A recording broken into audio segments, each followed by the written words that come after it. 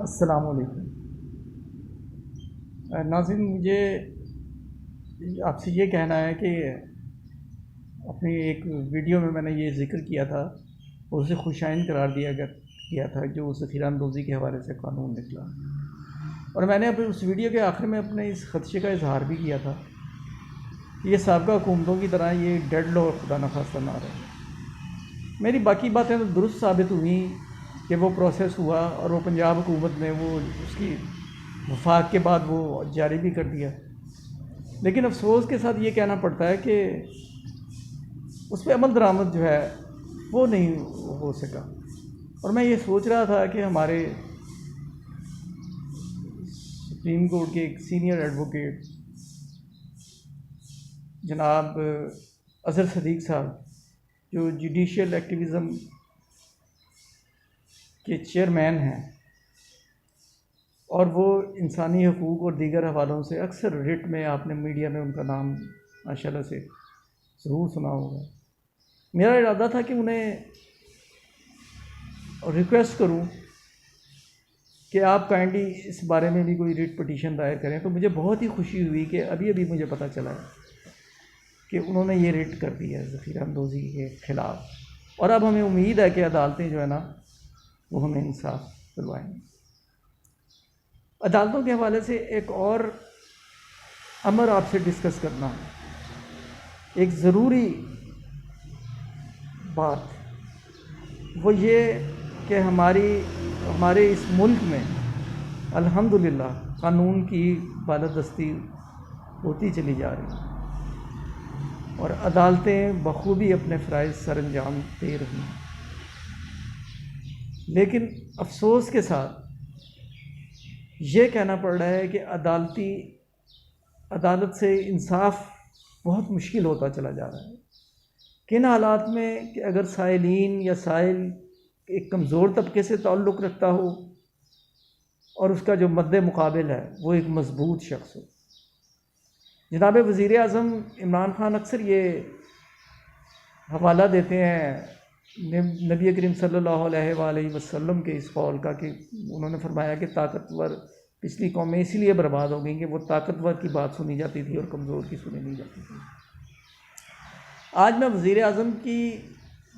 توجہ بھی اس طرف دلوانا چاہوں گا، اور وہ ذکر کیا ہے، آئندہ 2-3 ویڈیوز میری اسی موضوع پہ ہوں گی۔ وہ یہ ہے کہ پی ٹی سی ایل کے ریٹائرڈ امپلائیز کے ساتھ زیادتی۔ دکھ کی بات یہ ہے کہ میڈیا پر بھی آپ نے یہ بات کچھ بہت زیادہ کھل کے نہیں کی جاتی۔ کیوں نہیں کی جاتی؟ چند میڈیا کے ساتھیوں نے اس بات کا اعتراف کیا کہ بھائی مالکان جو ہے نا ان کا انٹرسٹ ہوتا ہے اشتہارات۔ وہ کہتے ہیں کہ اگر پی ٹی سی ایل کے ملازمین کے خلاف ہم نے بات کر دی کے حق میں اگر ہم نے بات کر دی اور پی ٹی سی ایل کے خلاف بات کر دی تو پھر ہمیں اشتہار کہاں سے ملیں گے؟ تو ان کے ساتھ کیا زیادتی ہو رہی ہے، یہ ایک لمبی کہانی ہے۔ صرف میں اس ویڈیو میں آپ کو صرف یہ بتاؤں گا کہ 2008 میں گولڈن شیک نہیں بلکہ والنٹریلی سپریشن سکیم انٹروڈیوس کروائی گئی، جس کے تحت ملازمین سے یہ کہا گیا کہ اگر آپ کی جو سروس 20 سال سے کم ہے تو آپ ہم سے اتنے پیسے لیں اور فارغ ہو جائیں، اور اگر آپ کی 20 سال یا اس سے زائد ہے تو آپ کی یہ کیٹیگری ہے، اور اس کے علاوہ آپ کو پینشن بھی ملے گی، دیگر جو ریٹائرڈ ملازمین کی مراعات ہیں لائک میڈیکل الاؤنس وہ بھی آپ کو ملتا رہے گا۔ بہت سے لوگ بیچارے تھے ایسے جنہوں نے اپنی ذمہ داریاں پوری کرنی تھی، انہیں یہ رقم بہت زیادہ نظر آئی جو انہیں آفر کی گئی۔ انہوں نے بیچاروں نے یہ کیلکولیٹ بھی نہیں کیا کہ تھوڑا سا ہم یہ حساب لگا لیں کہ جب ہم 60 سال کی عمر میں پہنچیں گے تو جو اضافے ہوتے رہیں گے تب ہماری تنخواہ کتنی ہوگی، تب ہمارے ریٹائرمنٹ کی اماؤنٹ کتنی ہوگی جو ہم آج دے رہے ہیں۔ یقیناً وہ زیادہ ہی تھی، اور آج کل جو لوگ ریٹائر ہو رہے ہیں ان کی آلموسٹ جو تنخواہ ہے اس کے برابر انہیں گریجویٹی وہ پینشن ماہانہ جو ہے وہ مل رہی۔ بہرحال تو انہوں نے یہ دیکھے بغیر کہ چلو اور کچھ نہیں، اگر یہ پیسے خرچ بھی ہو گئے، ہم نے اپنی ذمہ داریاں نبھا بھی دی تو پینشن تو ہے نا، انہوں نے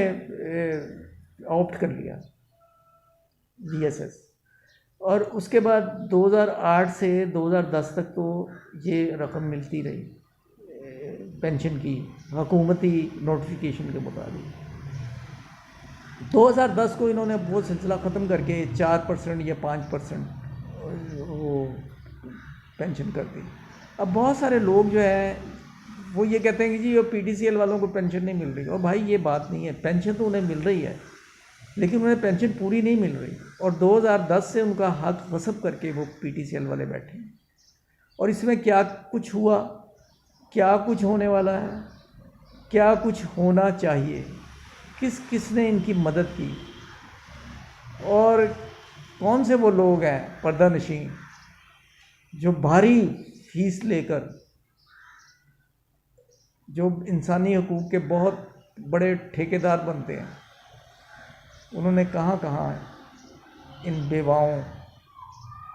اور ریٹائرڈ پرسنز کا استحصال نہیں کیا۔ یہ باتیں آنے والی ویڈیو میں بتاؤں گا۔ تمام لوگوں سے درخواست ہے کہ یہ سبسکرائب کریں، اگر آپ پہلی دفعہ دیکھ رہے ہیں سبسکرائب کر کے بیل آئیکن پہ دبائیں تاکہ یہ آپ کو میری ویڈیوز جو ہے نا وہ ملتی رہیں، اور کمنٹس ضرور دیں۔ اس کے ساتھ ہی طالب نقوی ایڈوکیٹ کو اجازت دیجیے۔ اللہ نگہبان۔